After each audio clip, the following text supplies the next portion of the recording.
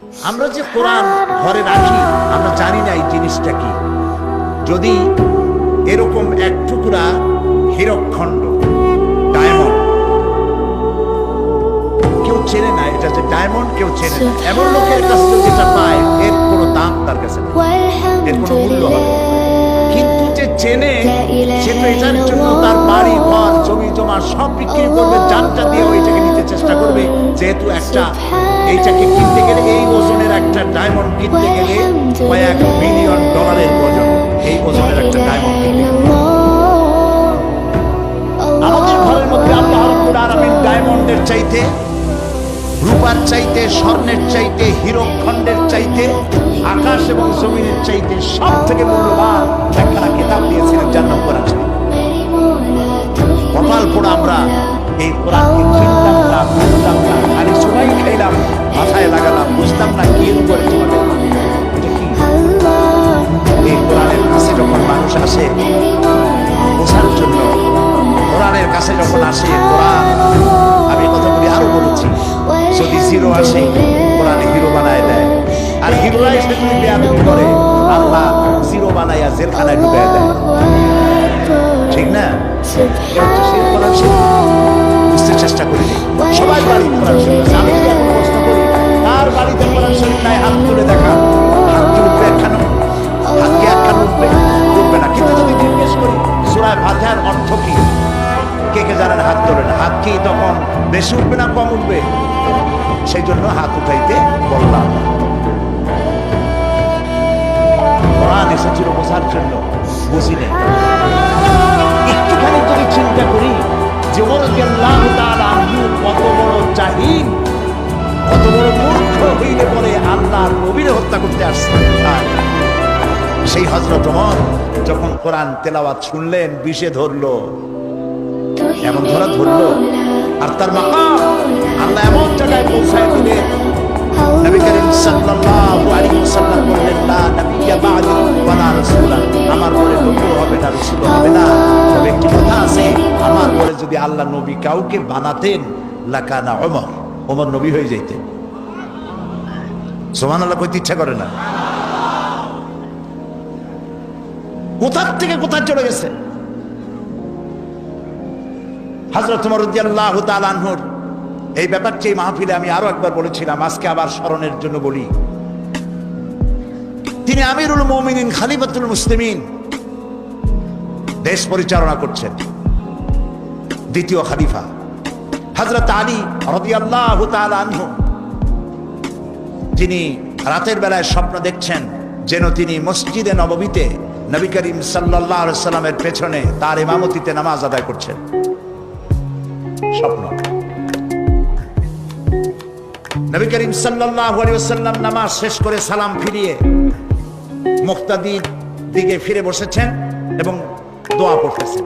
হযরত আলী মাসনুন দোয়াগুলি পড়ে বেরিয়ে গেছেন। মসজিদের দরজা থেকে বেরিয়ে গিয়ে দেখেন এক বুড়ি দাঁড়ানো, হাতে একটা পাত্র। বুড়ি কাছে এসে বলছে, আলী আবার ভেতরে যাও, এই পাত্রের মধ্যে যত খোরমা দেখতে পাও এই খোরমাগুলি আমার বাগানে, নতুন বাগান, তুমি একটু ভিতরে নিয়ে যাও।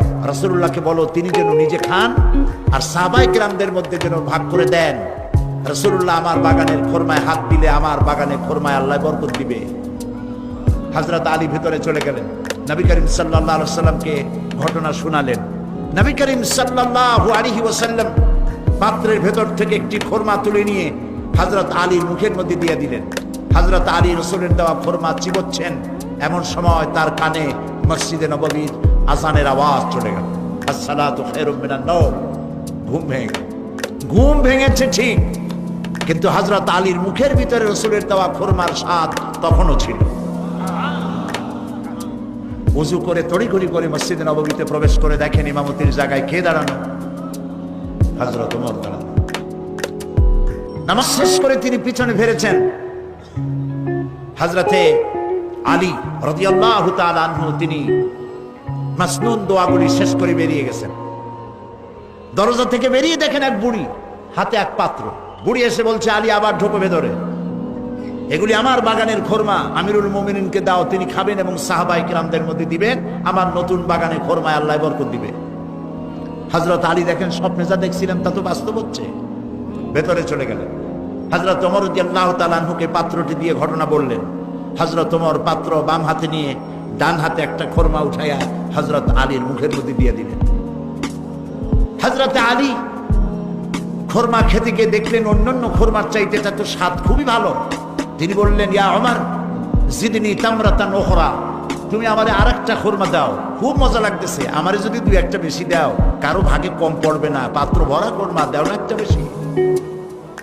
হযরত ওমর রাদিয়াল্লাহু তাআলা আনহু বললেন, ইয়া আলী লাউ আন্না রাসূলুল্লাহ সাল্লাল্লাহু আলাইহি ওয়াসাল্লাম যাদাক লাজিদনাক। হে আলী, স্বপ্নের ভিতরে রাসূলুল্লাহ যদি তোমার একটার বেশি খোরমা দিতেন, আমিও তোমার একটার বেশি খোরমা দিতাম। হযরত আলীর চোখ এত বড় হয়ে গেছে, কয় কি স্বপ্নে দেখলাম আমি? হযরত আলী বলছেন, ইয়া ওমর আম হিয়া রুইয়া রাআইতাহা আম হিয়া গায়বুন আম ইত্তালাআত আলাই। হে ওমর, এটা কি স্বপ্ন যা তুমি স্বপ্ন দেখে আমাকে বলছো, না গায়ব থেকে তোমাকে জানানো হয়েছে? তুমি কেমনে জানলে যে রাসূলুল্লাহ স্বপ্নে আমার একটা খোরমা দিয়েছিলেন? হযরত ওমর রাদিয়াল্লাহু তাআলা আনহু বলছেন, ওয়াল্লাহি মা হিয়া রুইয়া ওয়ালা গায়ব। হে আলী, আল্লাহর কসম, এটা স্বপ্নও নয়, এটা গায়েব থেকেও আমাকে জানানো হয়নি। মূল বিষয়টা হলো ওয়ালাকিন্নাল মুমিনা ইযা আখলাসা কলবাহু ইয়ারা বিনুরিল্লাহ। মূল কথা হলো একটি মানুষ যখন পা থেকে মাথা পর্যন্ত আল্লাহর জন্য হয়ে যায়, তখন সে আল্লাহর সাহায্যই দেখতে পায়। হযরত ওমর রাদিয়াল্লাহু তাআলা আনহু কোথায় ছিলেন আর আল্লাহ তাকে কোথায় উঠায় দিলেন? এই কোরআনের বরকতে। সুবহানাল্লাহ বলুন। এই কোরআনের বরকতে। সেই কোরআন আমাদের প্রত্যেকের ঘরে আছে, কিন্তু কোরআন থেকে কিছুই নিতে পারলাম না, আরে কিছুই নিতে পারলাম না।